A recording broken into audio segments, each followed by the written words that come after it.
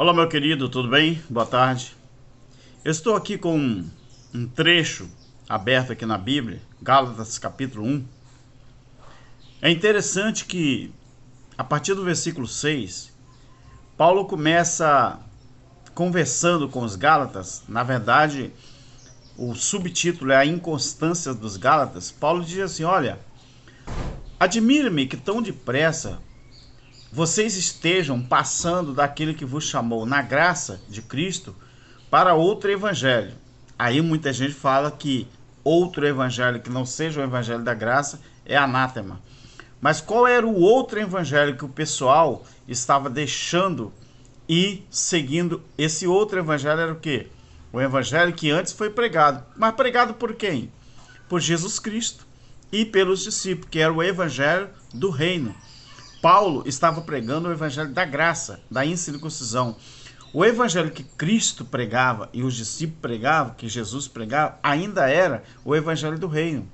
O evangelho do reino era exclusivo para judeus, mas os judeus tinham seus costumes. E os costumes do judeu qual era? O templo ainda estava de pé. Outro evangelho que Paulo estava falando eram as pessoas que estavam deixando de acreditar nele para continuar acreditando naquele evangelho da lei, ou o evangelho do reino. Aí Paulo fala assim: mas ainda que nós mesmo, ou um anjo do céu, vos anuncie outro evangelho, além do que já anunciei a vocês, seja anátema. Tá vendo? Ou você acha que Paulo estava falando de um evangelho eterno que não foi confiado a homem? Nem Paulo tinha noção de que o evangelho eterno, ele não foi confiado a homem, foi confiado a anjo. Paulo, ele não tinha noção disso. Ou você acha que Paulo, ele esperava que o evangelho eterno fosse um evangelho apregoado não por homem, mas por Deus? Paulo, quando ele falava de outro evangelho, ele estava se referindo ao anterior. Tanto é verdade que ele usa essa palavra aqui, ó: admira-me que tão depressa estejais passando daquele que vos chamou na graça de Cristo para outro evangelho. Presta atenção. O qual não é outro. Olha, outro que não é outro. Paulo diz, outro que não é outro. Mas existe o verbo há.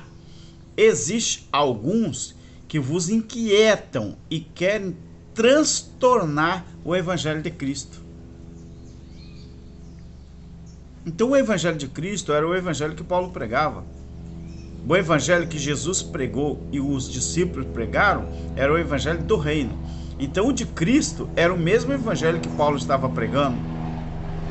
Mas ainda que nós mesmos, ou um anjo do céu, vos anuncie outro evangelho além daquilo que já vos anunciamos, seja anátema. Será que isso aqui que foi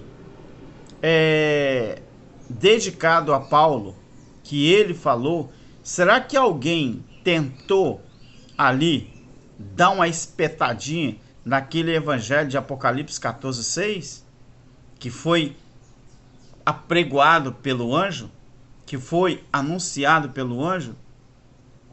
Será que alguém quis dar uma ferradinha ali? Mas Paulo disse assim, ó: assim como já vos dissemos, agora de novo também vos digo, se alguém vos anunciar outro evangelho além do que já recebeste, seja anátema. Além. Aí ele está jogando para o futuro. Presta atenção num detalhe aqui. Persuado eu agora a homens ou a Deus? Eu procuro agradar a homens? Se tivesse ainda agradando aos homens, eu não seria servo de Cristo. Mas eu faço-vos saber, irmãos, que o evangelho que por mim foi anunciado não é segundo os homens. Não recebi nem aprendi de homem algum, mas pela revelação de Jesus Cristo, porque já ouviste qual foi antigamente a minha conduta no judaísmo, como eu, de sobremaneira, perseguia a igreja de Deus, corpo de Cristo, e a assolava. E na minha nação, excedia em judaísmo a muitos da minha idade, sendo extremamente zeloso das tradições dos meus pais. No judaísmo era assim mesmo. Mas quando aprove a Deus que desde o ventre da minha mãe me separou e me chamou pela sua graça. Então Deus realmente está no controle de tudo, queridos. Para Paulo dizer isso aqui, que desde o ventre da mãe dele, Deus tinha separado ele, não é? Através da sua graça, para apregoar o evangelho da incircuncisão. Então, todo tempo, aí eu concordo com o irmão Júlio Chaves, não é? Que ele fala que tudo aqui é da permissão de Deus. Nesse ponto eu concordo com ele, que ele fala isso, que seja bom, seja mal, seja preto, branco, azul, amarelo, rico, pobre, tudo que acontece aqui é da vontade de Deus. Aí Paulo fala assim, que desde o ventre da sua mãe, Deus separou ele e chamou ele pela sua graça. Então, todo o tempo que Paulo ficou no judaísmo, perseguindo a igreja, o corpo de Cristo, então, Deus já tinha um plano na vida de Paulo, Deus já tinha separado ele, Deus estava esperando o tempo de se manifestar a Paulo. Então, Paulo, talvez ele não tinha essa noção. Mas, por que Paulo não tinha essa noção, mas Paulo fala? Será que foi aquilo que Deus falou a aquele servo dele, quando disse para ir buscar Paulo, tirar Paulo daquele local que ele estava e levar para outro lugar? Me esqueci o nome do personagem, não sei se é Ananias, acho que está ali em Atos capítulo 9, da conversão. Então Deus realmente está no controle de tudo. Aí Paulo fala assim, revelar seu filho em mim, para que pregasse entre os gentios, não consultei nem carne e nem sangue. Nem subi a Jerusalém para estar com os que já antes de mim eram apóstolos, mas parti para a Arábia e voltei outra vez a Damasco. Depois de passado 3 anos, subi a Jerusalém para ver a Pedro e fiquei com ele 15 dias. E não vi a nenhum outro dos apóstolos, a não ser Tiago, irmão do Senhor. Ora, acerca daquilo que eu escrevo a vocês, diante de Deus testifico que não minto. Depois eu fui para as regiões da Síria e da Cilícia, e não era conhecido de vista das igrejas de Cristo na Judéia. Somente tinha ouvido dizer, aquele que antes nos perseguia, agora anuncia a fé que outrora procurava destruir, e glorificavam a Deus ao meu respeito. Meus queridos, você sabe essa questão do Evangelho Eterno, que muita gente aceita e não aceita? Sabe por que nós não estamos nem aí? Você sabe por quê? Eu estava conversando com uma certa pessoa por esses dias, e eu falei assim, meu filho, e ele já saiu também do sistema, hoje ele vive o Evangelho Eterno. Eu estava falando com ele, filho, você não conversa com ninguém sobre o Evangelho Eterno na rua. Você não conversa com alguém que você não tenha tempo de explicar. Você sabe por quê? Eu falei com ele, você sabe por quê? Porque se você não tiver tempo para sentar, dialogar, conversar sobre a pessoa com a Bíblia na mão, não adianta, ele não vai te entender. O Evangelho Eterno, ele é uma coisa tão séria, ele é tão puro, ele é tão maravilhoso, que demora um pouco para a pessoa entender. Mas isso se a pessoa quiser entender. O Evangelho Eterno, só tem uma forma de você entender o Evangelho Eterno. É quando você lê a Bíblia, você respeitar as regras da língua em que ela está escrita. Se ela estiver escrita no português, no nosso caso, a gente respeita as regras da língua portuguesa ao lermos, ao estudarmos a Bíblia.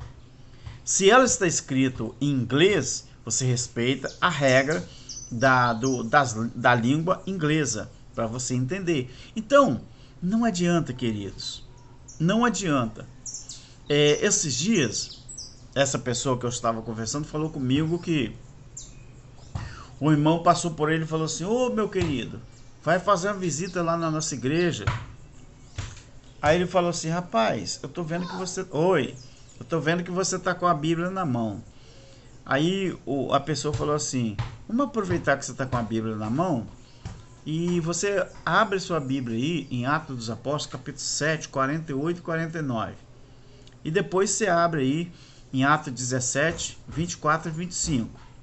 Aí ele falou que o irmão abriu, leu. Sabe o que ele falou? Travou, não falou nada.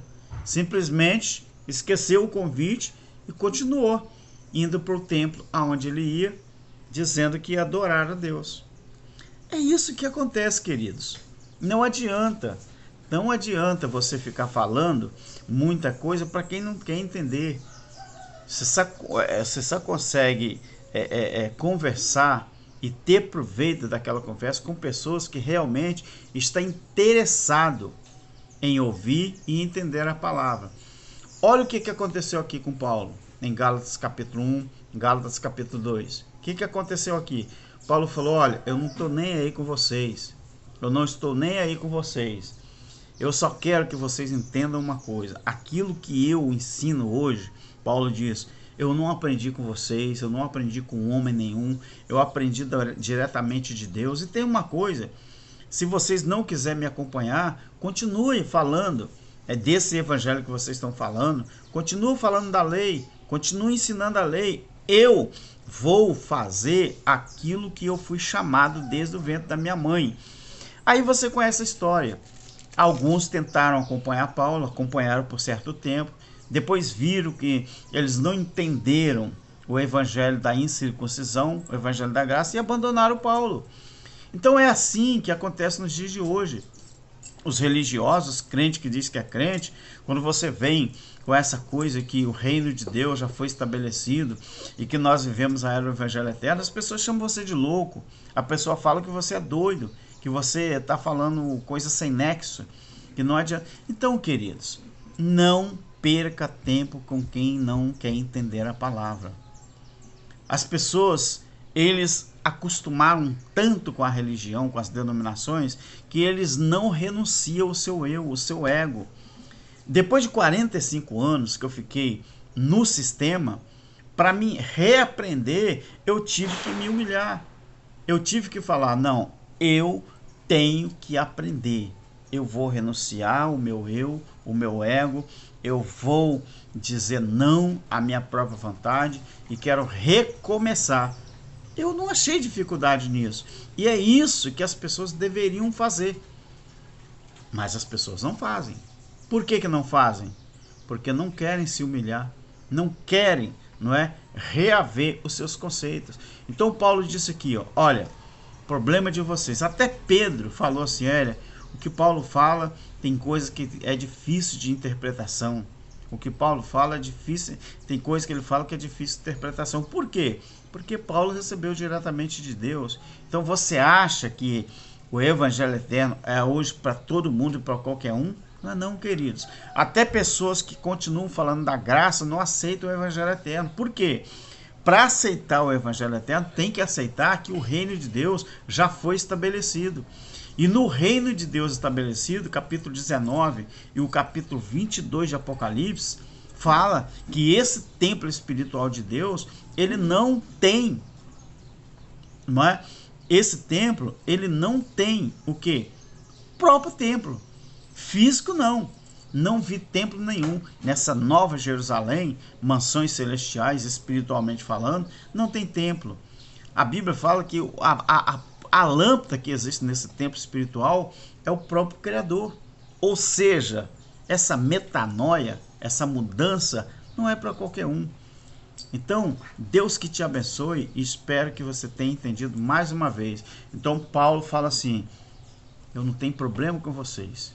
Eu não quero saber. Se vocês não querem continuar, deixa eu. Eu vou fazer aquilo que eu fui chamado. Então é assim, querido. Acredita no Evangelho Eterno você. Continue falando, continue divulgando e acreditando. Mas você não é obrigado a fazer isso. Deus que te abençoe e tamo junto. Tchau.